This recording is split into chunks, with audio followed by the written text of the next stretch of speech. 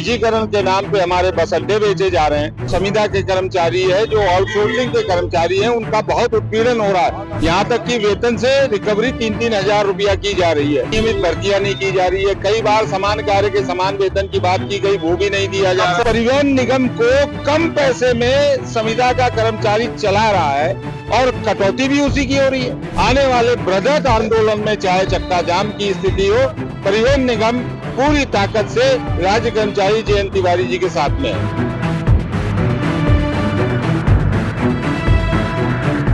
देख रहे हैं कि मेरे पीछे रोडवेज कर्मचारी यूनियन के लोग अपनी मांगों को लेकर धरना प्रदर्शन कर रहे हैं। ज्यादा जानकारी के लिए हम इनसे बातचीत करने की कोशिश करते हैं। क्या नाम है? मैं जसवंत सिंह, प्रदेश महामंत्री सेंट्रल रीजनल वर्कशॉप कर्मचारी संघ परिवहन निगम। आज हमारी संबद्धता है जिस राज्य कर्मचारी संयुक्त परिषद जयंत तिवारी जी के साथ, उनके इस आंदोलन में हम भाग ले रहे हैं।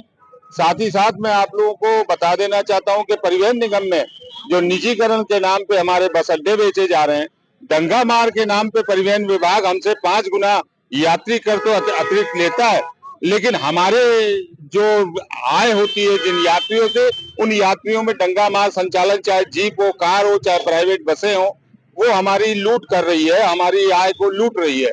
ऐसी दशा में हमारे नियम संविदा के कर्मचारी है जो आउटसोर्सिंग के कर्मचारी हैं, उनका बहुत उत्पीड़न हो रहा है। यहाँ तक कि वेतन से रिकवरी 3-3 हजार रुपया की जा रही है। ये सारी समस्याएं हैं जिसमें परिवहन निगम का कर्मचारी जो कि 50-55 हजार की संख्या में आने वाले बृहद आंदोलन में चाहे चक्का जाम की स्थिति हो, परिवहन निगम पूरी ताकत से राज्य कर्मचारी जयंत तिवारी जी के साथ में है। कितने आउटसोर्स कर्मचारी होंगे? हमारे यहाँ 30 से 35 हजार आउटसोर्स और संविदा के कर्मचारी है जी। और हमारे यहाँ नियमित भर्तियां नहीं की जा रही है। कई बार समान कार्य के समान वेतन की बात की गई, वो भी नहीं दिया जा रहा। भर्तियां रुकी हुई है। ये भर्तियां मृतक आश्रित के अलावा कोई भी भर्ती नहीं हो रही है। सन 87 के बाद से कोई भी रेगुलर भर्ती नहीं हुई है। 87 के बाद से कोई भी न्यू भर्ती नहीं हुई है जी। जो भी हुई है मृतक आश्रित या वो जो कोटे में होते हैं, उसके अलावा कोई भर्ती नहीं हुई है। सारे लोग कर्मचारी है जी। क्या नाम है आपका? ब्रजेश कुमार, प्रदेश अध्यक्ष है। प्रदेश अध्यक्ष। क्या समस्या? समस्या यही जो अभी हमारे महामंत्री जी ने बताया, यहाँ कोई भर्ती हुई है और जितनी डग्गा मार है इससे आय प्रभावित हो रही है। कर्मचारियों का वेतन से कटौती होती है संविदा के, यही सब समस्याएं हैं। बस अड्डे बेचे जा रहे हैं, यही सब हमारी समस्याएं हैं। इसी समस्या को लेकर हम संयुक्त राज्य परिषद में जयंत तिवारी जी के साथ। क्या नाम है? सर आशीष सिंह। हम लोगों के वेतन कटौती होता है। हम लोगों को 10 साल से आज अपना कार्य दे रहे हैं, आज तक ना क्या नाम है कटौती होता चला जा रहा है, ना आज तक हम लोगों का वेतन बढ़ा।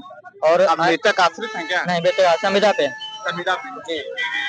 ना ही हम लोग का वेतन बढ़ रहा है, हम लोग को यार रेगुलर कर दिया जाए। हम लोग 10 साल से आज कार्य कर रहे हैं। हम लोग कोई भी बाई चांस मेडिकल का कोई भी लाभ नहीं मिला हम लोग को जी। पीपीपी मॉडल का जो ट्रिपल मॉडल का विरोध हो रहा है, ये क्या है?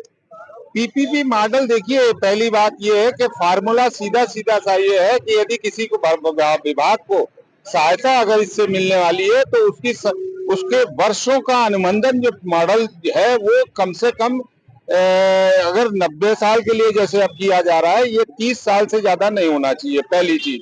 दूसरी चीज, आप निवेश हो रहा है उसका हमें विरोध नहीं है, लेकिन निवेश के साथ हो क्या रहा है, हमारी जमीनें चली जा रही है। आज हमारी जमीनें जो प्राइम पे थी वो जमीनें हमारी चली जा रही है। साथ ही साथ हमारे जो बस अड्डे हैं उन पे नियंत्रण प्राइवेट वाले का हो रहा है। जैसे मैं एक उजागर करना चाहता हूँ, खामी उजागर करना चाहता हूँ सरकार की और परिवहन निगम के विभाग की। आलमबाग शालीमार बस अड्डा जो है, जो 33 साल के लिए पीपीपी में दिया गया, उसमें ऐसे क्लाज तमाम हो गए।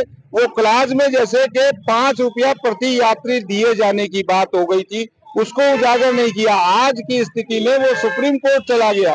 जितना किराया या जितना उसने हम पे वहन नहीं किया होगा, आज कम से कम परिवहन निगम की पीपीपी शालीमार बस अड्डे से 500 करोड़ रुपए की वो मांग कर रहा है।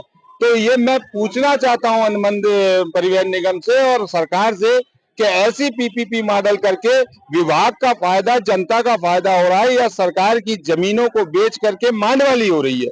तो मैं इसका विरोध करता हूं। डग्गा मार जो हमारे कर्मचारी डग्गा मार से पीड़ित हैं, कम आय आने पर संविदा के चालक और परिचालकों की ही रिकवरी क्यों होती है? एमडी क्यों नहीं जिम्मेदार? जीएम क्यों नहीं जिम्मेदार? एआरएम क्यों नहीं जिम्मेदार? टीएस क्यों नहीं जिम्मेदार? ड्यूटी क्लर्क जिम्मेदार क्यों नहीं? तो परिवहन निगम को कम पैसे में संविदा का कर्मचारी चला रहा है और कटौती भी उसी की हो रही है। ये कौन सा न्याय है? कौन सी न्याय की धारा में आता है? कौन सी सरकार की सोशल इंजीनियरिंग है कि जिसकी वजह से इसमें आ रहा है? हमारा कर्मचारी जो पूरा परिवहन निगम चला रहा है, चौथाई वेतन में चला रहा है। आज हमारा नियमित 10 साल का कर्मचारी रेगुलर ड्राइवर है या कंडक्टर है तो 35 से 40 हजार पा रहा है, और जबकि हमारा संविदा का आदमी 10,000 पर 15,000 और 12,000 के अंदर सिमट जा रहा है, उसके बावजूद भी उसके वेतन से रिकवरी की जा रही है। यही बात आज मुख्यमंत्री जी तक लाने की हम बात कर रहे हैं। जिन लोगों ने शालीमार जैसे बस अड्डे या अन्य जो बस अड्डों में क्या हो रहा है उसकी क्या कोई जानकारी की थी क्या? आज हमारी बस अड्डों को बेचा जा रहा है। आज हमसे 5 गुना यात्री कर अतिरिक्त लिया जा रहा है। ज्यादा क्यों? किस कारण से?